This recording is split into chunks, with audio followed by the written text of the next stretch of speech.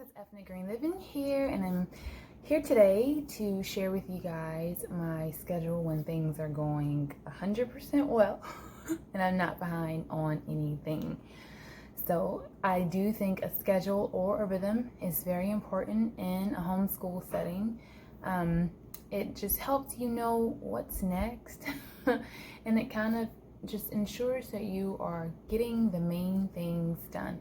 I know a lot of people fear it. Sometimes it seems like it's confusing or overwhelming, but the truth is it's just a guide, just to help move you along in the day and just again to make sure that you are getting the main things done. So for those of you who do not know, I am a mommy of 5, and 4 of my kids I'm homeschooling. So this is the schedule that I'm using for that. I say that because I do have so many children. I am doing a lot of unit studies, a lot of group, a lot of gathering around together. And so that influences my schedule. Your schedule may not and probably won't look like this. And I don't advise you to copy this schedule or anyone else's schedule, but find what fits and feels good for you and for your family. And so what you could do is take the time frames and push them back 3 hours. You can move them up an hour. Again, only you know your dynamics. If your children wake up at 6, maybe you consider school earlier. If your children don't wake up to 9, maybe you consider school at 10. And neither one is wrong. It's just what works for you and what's going to work for them. So with that being said, let's get going with the schedule. All right. So on a perfect day, I have to say that because I don't do this every single day. This is the goal, yes. However, it doesn't always happen. So from 8 to 8:30 is the time that I set aside for devotion and morning basket. And I'll come back and do another video on morning basket, what it is, what's inside of it.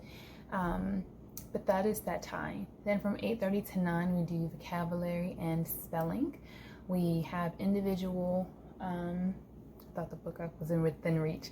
The spelling books, they do on their own, and the vocabulary we just do together orally. From 9 to 9:30, we do My Father's World Science, because My Father's World is the spine of our homeschool this year. From 9:30 to 10:15, we do Explode the Code, and we also do our English program. It's about 45 minutes. Okay, so then from about 10:15 to 11, we do Math Mammoth, and we also typically play a math game. So it might be cards, it might be even Connect 4, just something that's kind of quick. That's like an icebreaker to get everything moving, everything exciting, and then we can go ahead and dive into it. So from 11 to 11:30, we touch on geography, and again, this is from My Father's World. From 11:30 to 12 is Book Basket, and Book Basket is similar to Morning Time Basket, except it is related to My Father's World. It's related to our geography, to our science, to whatever we're learning independently. And so again, I'll do a video on that. From 12 to 1 is lunch, audiobooks, and play. And the way we do that is, well, you know what it is to eat. So audiobooks and play. We don't typically do audiobooks, but that was the goal and the idea that I could put that section there. The weather is really amazing here, and so there's no need to, spend all of that time inside with the audiobook. They're playing outside. So I let them go ahead and play. And a little sidebar, I try, not every single day, but I really try every morning before we even start the day to let them go outside, just so they can get their energies out. I've got 3 boys and a little girl, and they have a lot of energy for sure. That we can't do that for rain or whatever reasons. That's when we do our good morning yoga, and we typically still do good morning yoga, but good morning yoga and just some stretch exercises, things like that. But I prefer them to go outside and run around and get on the trampoline, get all their energies out. And honestly, I feel better when I do yoga in the mornings or when I run or exercise, but I'm too lazy. I'm trying to get back on track, but it's hard. The struggle is real. So if you're in the same boat with me, I'm holding space for you. Like, I feel you. I got you. I know. All right. So when the winter comes and they won't be going outside during lunchtime, they'll be doing the audiobooks and things like that.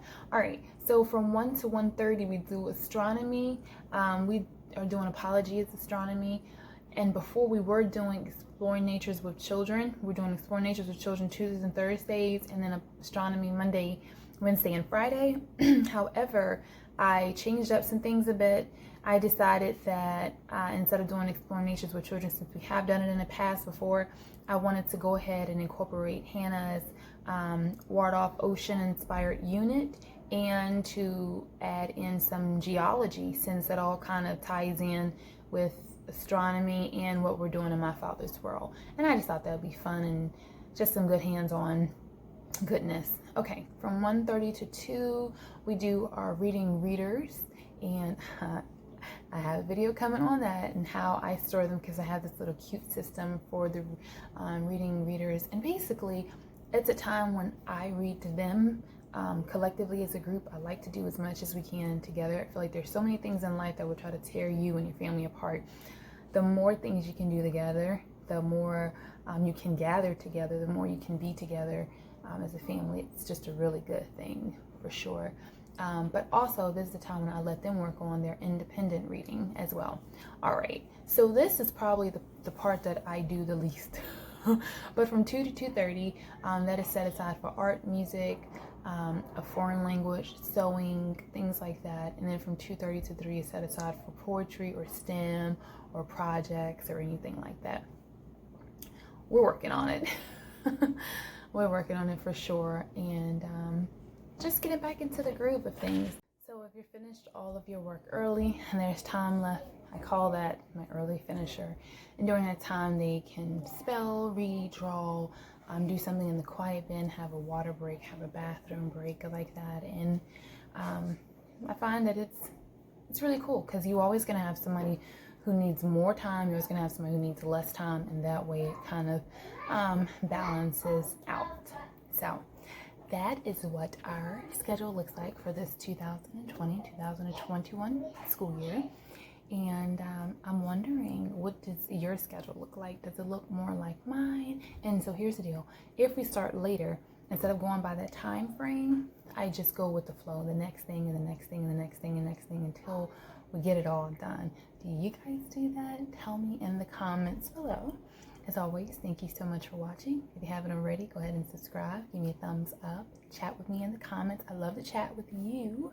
I do check and read all of the comments, and I reply to 90% of the comments. And if I missed you, I'm so sorry.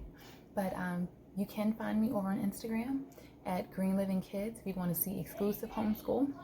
You can find me at Carlene's Cottage if you want to see exclusive gardens and flowers. You can find me at Ethnic Green Living if you want to see everything all into one. So I'll talk to you guys later.